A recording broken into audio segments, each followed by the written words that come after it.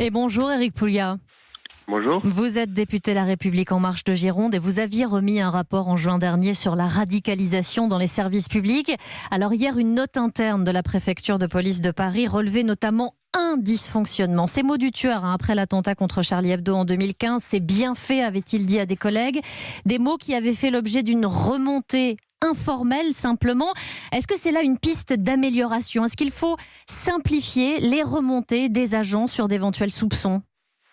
Oui, clairement, il faut que les process de remontée de l'information soient clairement identifiés et que les personnes relais ou les référents soient totalement connus et les agents doivent remonter les informations sans gêne et sans résistance parce que on voit bien que tout repose là-dessus.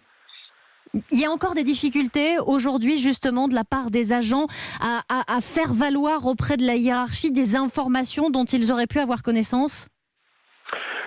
C'est parfois compliqué en interne. Vous savez, ce sont vos collègues, c'est 20 ans que vous travaillez avec eux. Et des fois, ils dérapent une fois, deux fois. Bon, on veut excuser.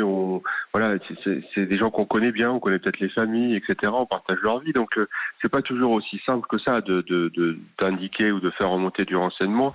Mais là, on voit que il n'y a pas d'alternative puisque derrière, ce sont des vies qui sont en jeu. Éric Pouliat, vous avez interpellé avec ce rapport sur le risque de radicalisation dans les transports notamment. Est-ce que cette alerte a été suivie des faits ? Bien, ce que nous avons remarqué, c'est que déjà dans les services de sécurité, beaucoup de choses étaient faites. Ça nous avait pas paru comme le maillon faible, même si on voit bien qu'il suffit d'un cas pour qu'il y ait un drame terrible.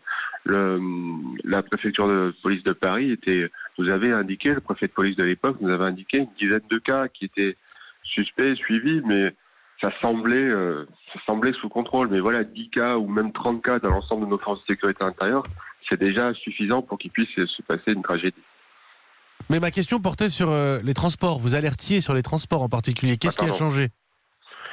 Sur les transports, c'était le problème numéro 1 était le fait communautaire. Alors, on ne parle pas forcément de radicalisation, mais le problème c'est qu'il y avait une grande place à la communautarisation de certains agents qui pouvaient effectivement laisser place à une éventuelle radicalisation.